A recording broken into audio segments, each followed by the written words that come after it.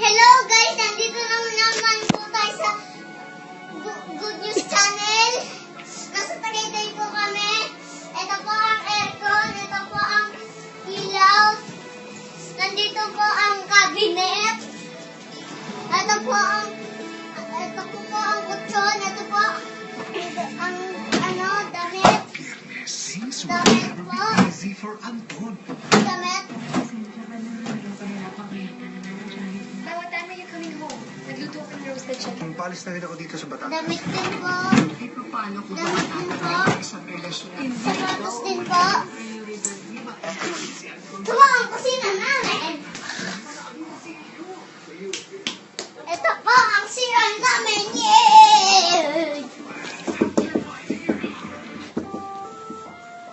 Ang susunod na problema ay rated PG.